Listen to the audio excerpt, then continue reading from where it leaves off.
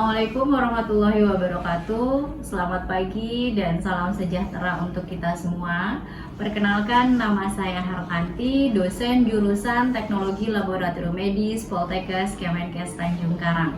Video ini dibuat sebagai salah satu syarat dalam sertifikasi dosen gelombang 1 tahun 2026, yaitu pernyataan diri dosen unjuk kinerja Tridharma Perguruan Tinggi pada unsur pengajaran. Pada kesempatan ini saya akan memaparkan salah satu mata kuliah yang saya ampu, yaitu mata kuliah biokimia, di mana mata kuliah biokimia ini disampaikan pada mahasiswa sarjana terapan tingkat 1 semester 1 dengan bobot 2 SKS teori.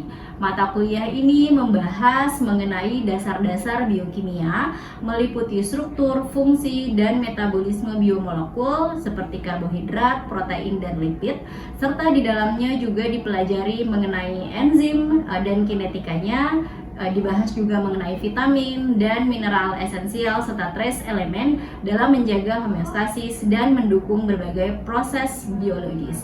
Mata kuliah ini diberikan sebagai dasar pengetahuan sebelum mahasiswa mendapatkan mata kuliah lanjutan atau mata kuliah kompetensi seperti mata kuliah kimia klinik dan cairan tubuh. Adapun CPL Prodi yang dibebankan pada mata kuliah biokimia terdiri dari dua. Yang pertama adalah lulusan mampu menguasai konsep teoritis ilmu biomedis, patofisiologi, dan ilmu pengetahuan tentang pemeriksaan laboratorium medis termasuk kesehatan otak dan stroke. Yang kedua, lulusan mampu mengevaluasi pemeriksaan laboratorium medik sesuai dengan standar dan etika profesi untuk membantu penegakan diagnosa dan mengevaluasi perjalanan penyakit termasuk kesehatan otak dan stroke. Sedangkan capaian pembelajaran mata kuliah atau CPMK terdiri dari dua. Yang pertama adalah merancang analisis keterkaitan proses biokimia tubuh manusia, perubahan biokimia pada kondisi penyakit, serta parameter biokimia. Dan yang kedua, mengevaluasi parameter biokimia pada kondisi penyakit, penyimpangan hasil biokimia, serta validitas metode biokimia klinik. Mata kuliah biokimia disampaikan sebanyak 16 kali pertemuan, termasuk ujian formatif tengah semester pada pertemuan ke-8 dan ujian akhir semester pada pertemuan ke-16. Bahan kajiannya meliputi biomolekul, bioenergetika, dan pengantar metabolisme, karbohidrat dan metabolismenya, asam amino, peptida, protein dan metabolismenya, lipid dan metabolismenya, enzim, kinetika enzim dan pemurnian enzim, vitamin sebagai kofaktor, serta mineral dan trace elemen. Sistem pembelajaran yang digunakan adalah tatap muka di kelas dengan metode ceramah dan diskusi, tentu saja dengan mengutamakan keaktifan mahasiswa selama proses pembelajaran. Evaluasi pembelajaran pada mata kuliah biokimia terdiri atas kuis, penilaian formatif, penilaian sumatif, dan penugasan. Bobot penilaian untuk setiap evaluasi pembelajaran terdiri atas kuis sebanyak 15%, formatif sebanyak 30%, penugasan sebanyak 15%, serta sumatif sebanyak 40%. Berikut merupakan cuplikan dari proses pembelajaran dengan membahas salah satu materi pada mata kuliah biokimia, yaitu enzim, di mana materi enzim ini diberikan sebanyak 3 kali pertemuan. Pada pertemuan pertama, kita akan membahas mengenai definisi enzim, komponen, karakteristik, serta prinsip kerja. Selamat menyaksikan. Assalamualaikum warahmatullahi wabarakatuh. Waalaikumsalam warahmatullahi wabarakatuh. Selamat pagi semuanya. Pagi, Bu. Sehat ya? Sebelum kita mulai perkuliahannya seperti biasa, supaya hidupnya bermanfaat, berkah untuk kita semua, silakan berdoa menurut agama dan kepercayaan masing-masing. Berdoa dimulai.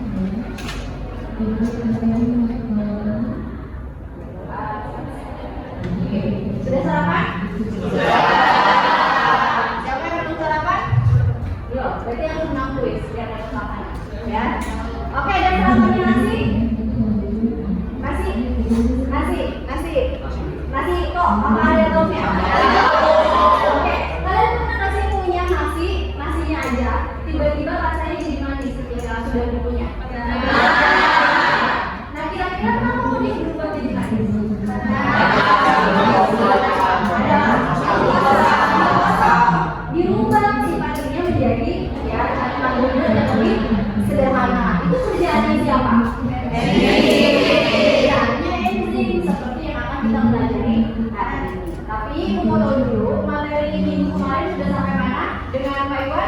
Metabolisme udah tahu ya. Biolognya ada apa saja?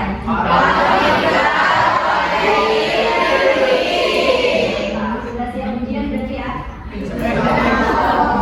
Oke, kita fokus ke teman kita yang baru namanya enzim. Ya, nanti teman-teman perhatikan. Sudah kasih tugas juga. Sudah diresum semuanya tugasnya? Sudah. Harapan Ibu nanti setiap kuliah akan seperti itu, akan dikasih video atau bahan pembelajaran atau nanti bebas teman-teman memilih atau mencari bahan pembelajaran dimanapun terkait dengan materi yang akan kita pelajari di hari ini. Oke, sekarang kita kenalan dengan salah satu teman kita yang baru yaitu enzim. Kalau dilihat dari ini sistem pencernaan, Pak Taufik sudah Anfis atau Pak Taufik sudah belajar? Sudah. Sistem komposisi tubuhnya gitu ya. Nah ini ada donat atau tadi apa nasi atau bubur ayam atau seblak, ada nggak bagi makan seblak? Oke, nah itu akan dikunyah dulu kan tadi ya. Berarti air liur kita juga ada enzimnya. Ya, ada yang tahu enzim apa? Amilase. Ya. Nah, sampai ke bawah juga dia akan dicerna atau dibantu proses pencernaannya oleh enzim, gitu ya. Sekarang pertanyaan selanjutnya, apa sih enzim itu? Teman kita yang baru ini siapa sih sebenarnya? Apakah tergolong keluarga karbohidrat? Apakah tergolong keluarga lipid atau tergolong keluarga protein? Dari hasil teman-teman pelajari semalam, enzim ini masuk ke dalam kelompok atau keluarga siapa? Protein ya. Jadi dia masuk ke dalam keluarga protein. Dia bukan circle dari lipid, dia bukan circle dari karbohidrat, tapi dia circle-nya protein ya. Oke, hari ini kita akan berkenalan lebih jauh dengan teman kita baru ini, meliputi bahan pembelajarannya adalah definisi. Jadi setelah ini teman-teman diharapkan atau wajib mengetahui atau dapat memahami apa itu definisi dari enzim secara molekularnya gitu ya. Apa itu komponennya apa saja, komponen itu spare partnya lah ya.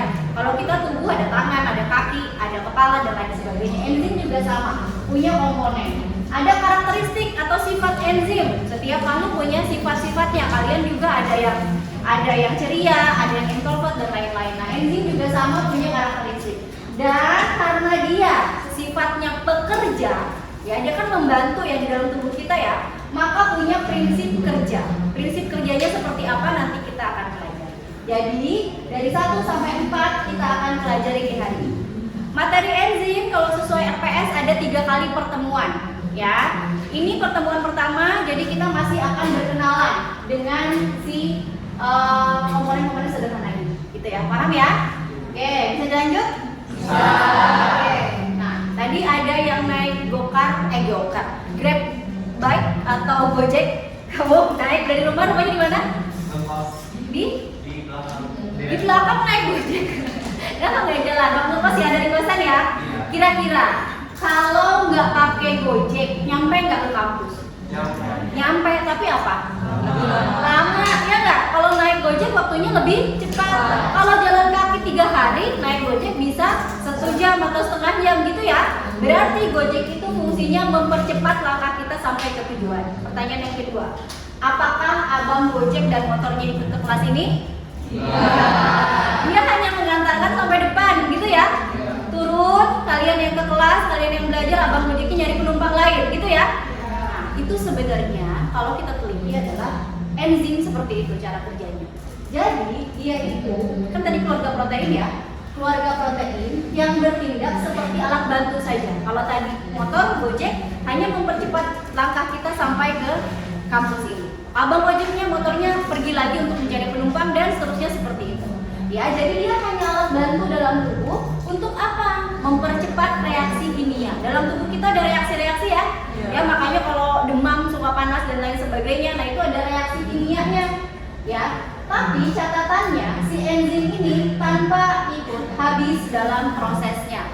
Sama seperti tadi abang Gojek tanpa ikut kuliah di sini, kuliah biokimia. Paham ya? Jadi kalau kita ada notesnya, berarti enzim itu adalah alat bantu reaksi kimia. Ada lagi cirinya tanpa ikut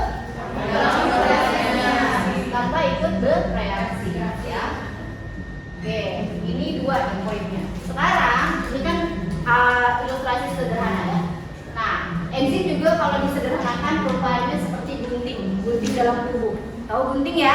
Gunting kan kertas bisa dipotong sampai sekecil-kecilnya tergantung kemauan kita, gitu ya. Nah, kalau mau gampang ingatnya enzim, kalau ditanya enzim itu apa? Oh, dia gunting molekular gunting dalam tubuh kita. Menggunting siapa? Kayak tadi nasi digunting-gunting dari pati menjadi glukosa kecil, gitu ya. Jadi apa ya? Jadi nanti jadi energi. Kan teman-teman sudah belajar metabolisme karbohidrat. Nah, nantinya ke situ.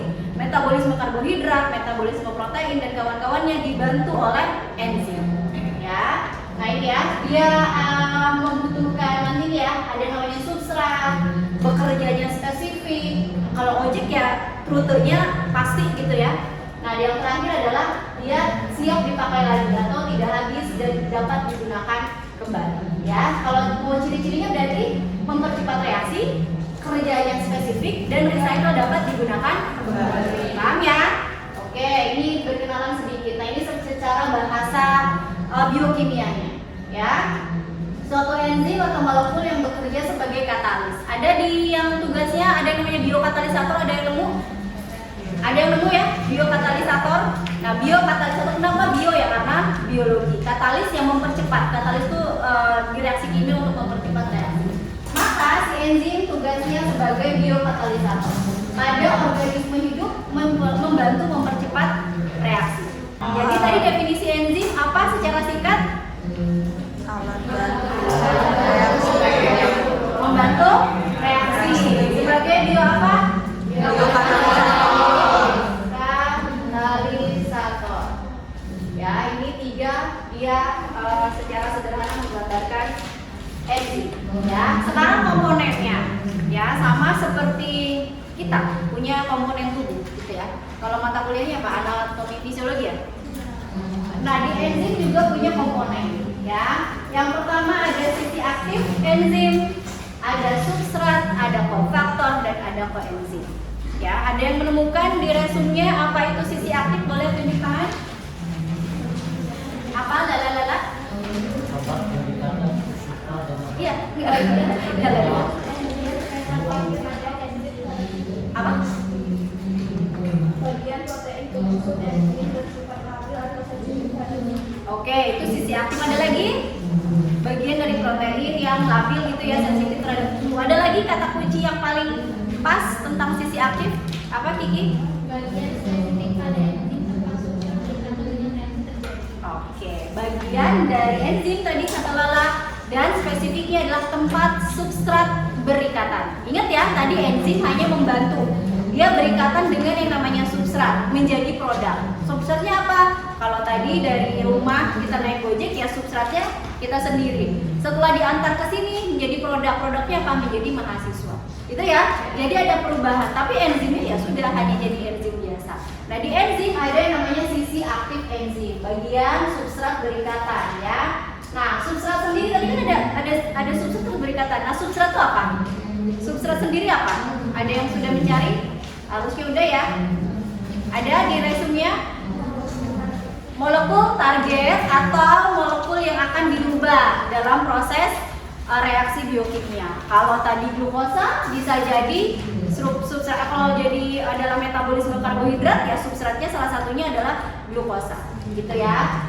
Nah, ada lagi kofaktor. Kofaktor ini alat bantu, membantu enzim ya. Dia merupakan senyawa kimia non protein yang diperlukan untuk aktivitas biologis protein. Ada lagi koenzim, yaitu kofaktor berupa molekul organik kecil ya, yang mentransfer gugus kimia atau elektron dari satu enzim ke enzim lainnya. Ya, ini tapi biasanya yang paling teman-teman harus ingat adalah ada sisi aktif dan ada substrat.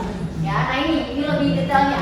Ya, ini komponen enzim. Enzim bekerja dengan autoenzim atau bagian dari protein dan kofaktor untuk membentuk holoenzim. Holoenzim ini siap berikatan dengan substrat atau siap membentuk si substrat. Ya, ini dia enzim biasa. Mana posisi aktifnya di mulutnya nih? Ya, setelah itu ada penambahan kofaktor. Ya, penyemangat lah ya istilahnya ya, supaya dia bekerja dengan cepat.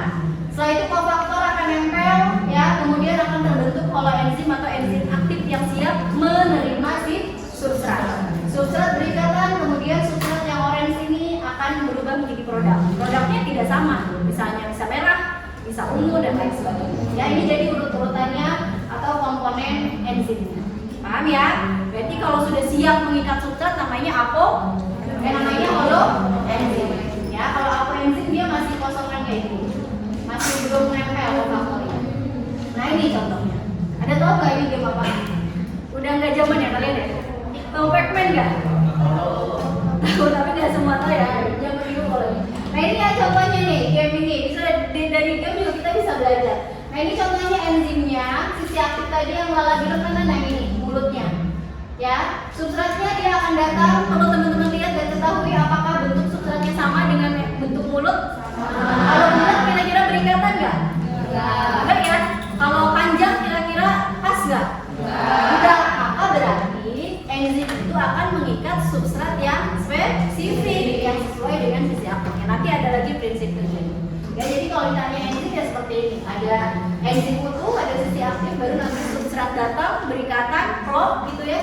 Dan substratnya berubah menjadi produk. Mungkin aja produknya jadi warna merah dan sebagainya, diubah ya. Tapi enzimnya akan tetap seperti ini. Paham ya?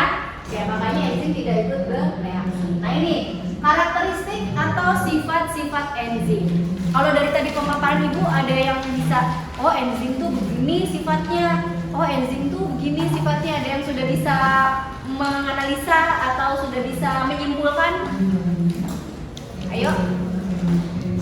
Ayo. Oke? Boleh lah. Kan baru pertama kali nggak harus pindah dulu ya. Apa? Jadi sifat-sifat enzim itu yang pertama substrat protein. Betul. Yang kedua merupakan biokatalisator. Betul. Yang ketiga bekerja secara spesifik. Betul. Yang keempat reusable atau dapat digunakan berulang kali. Oke, betul. Yang kelima tidak ikut berubah menjadi produk. Oke, betul. Dan yang terakhir kerja enzim itu bolak-balik atau revisi. Oke, Aldi itu semua ya. Baca nggak apa-apa, ibu nggak kecuali kuis. Kalau kuis nggak boleh lihat ya. Tadi yang Aldi bilang bahwa dia spesifik paling penting ya. Tadi seperti di gambar sebelumnya ada Pac-Man, ada mulut, dia masuk. Nah berarti substratnya sifatnya spesifik. Terus tidak habis tadi ya, reusable, tidak akan dapat digunakan berkali-kali.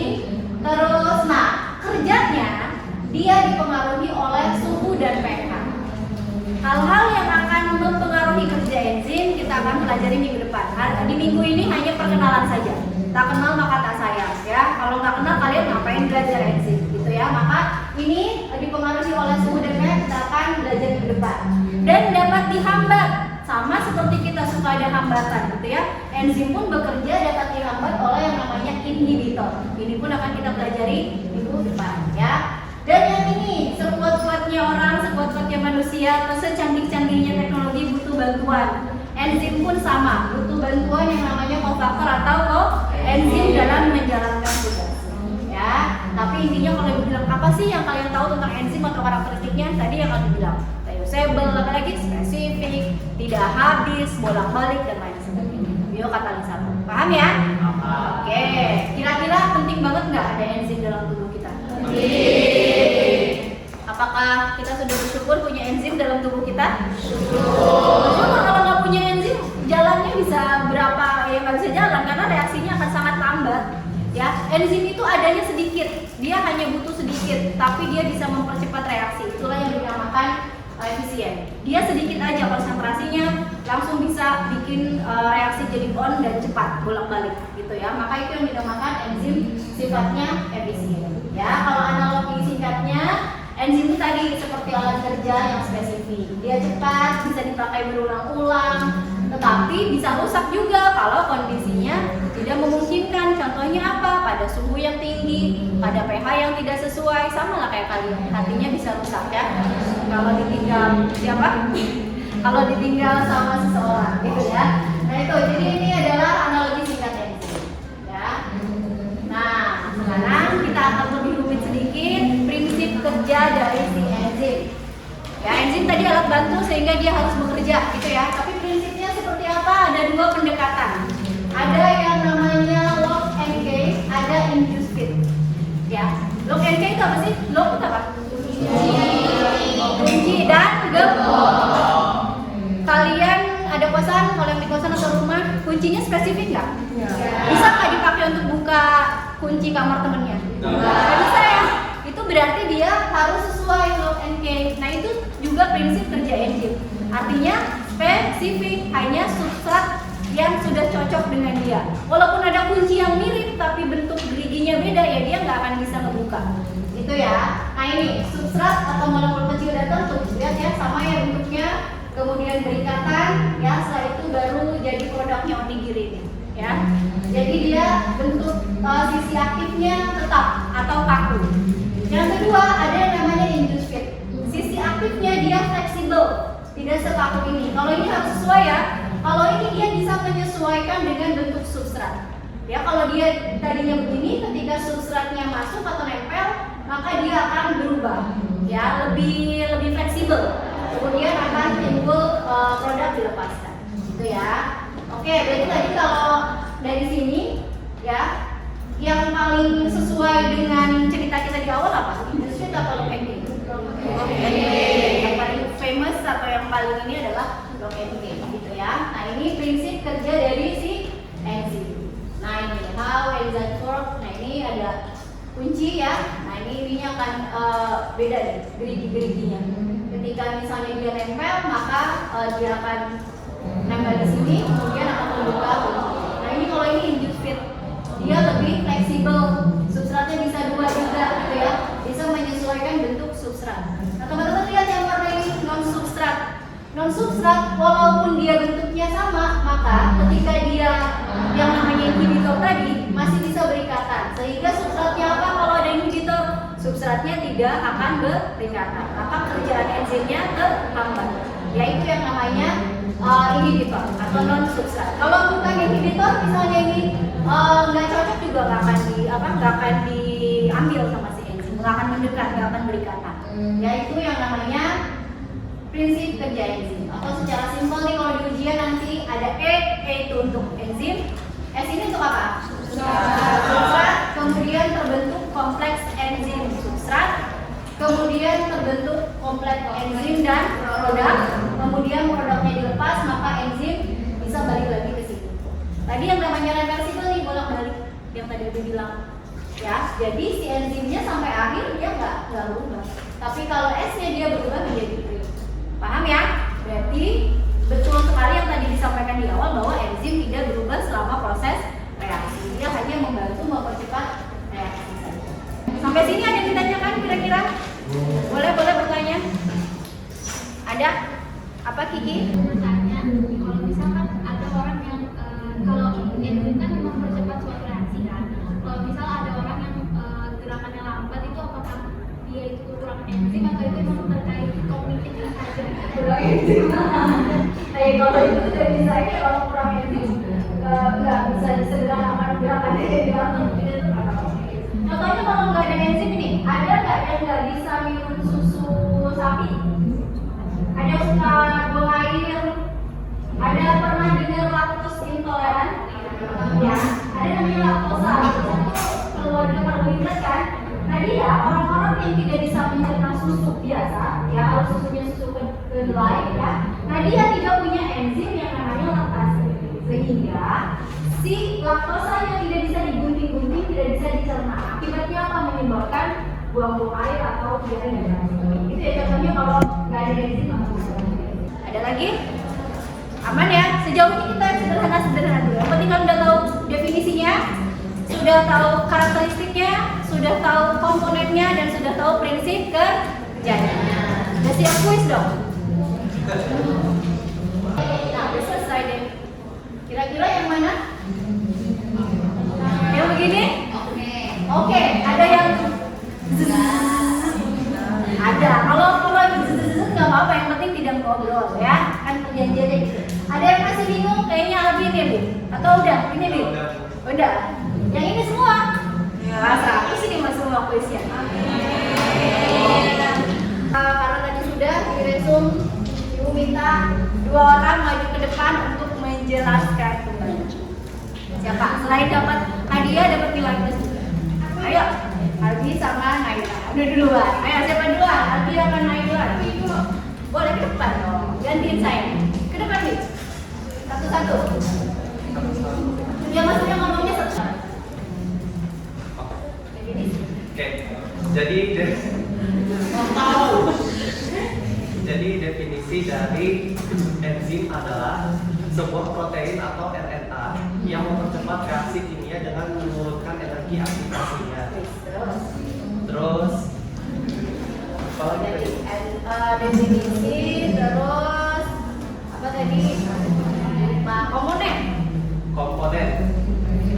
komponennya ada substrat, koenzim, kofaktor, Sama satu lagi apa yang tempat berikatan?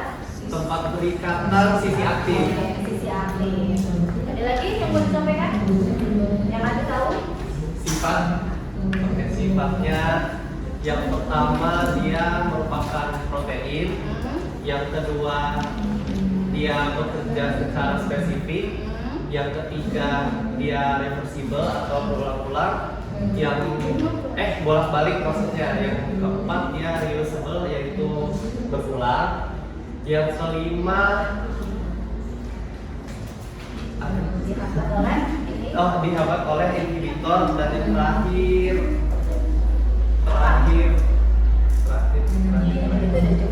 Oke. Lupa. Ada yang mau nanya ke Aldi? Ada yang mau ditanyain ke Aldi? Oke, karena berdua sudah berani memikirkan.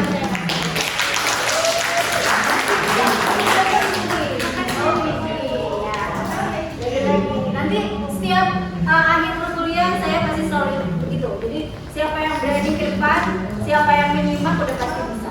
Gitu ya. Sayangnya kuisnya nggak bisa. Jadi kuisnya kapan? Minggu depan. Kuisnya pretest minggu depan ya. Berarti kalau di bawah 75 dan medial. Berapa kemarin cut-off-nya kalian? 75 apa 70? 75 apa gitu ya. Oke. Ada yang ditanyakan lagi? Aman? Ya, nanti resumnya dikumpul, ibu nilai, ibu cek, ibu masukkan ke komponen tugas kalian. Ya, mungkin Pak Iwan sudah menjelaskan persentase tugasnya berapa, nilainya itu nanti di lampu kelas. Oke, kalau tidak ada, aku ucapkan terima kasih kepada teman-teman untuk perkuliahan hari ini. Terima kasih sudah datang tepat waktu. Hari ini tidak ada yang terlambat ya? Siapa? Tidak ada. Ya udah, terima kasih. Mohon maaf jika ada yang salah dalam menyampaikan. Ibu akhiri. Wassalamualaikum warahmatullahi wabarakatuh.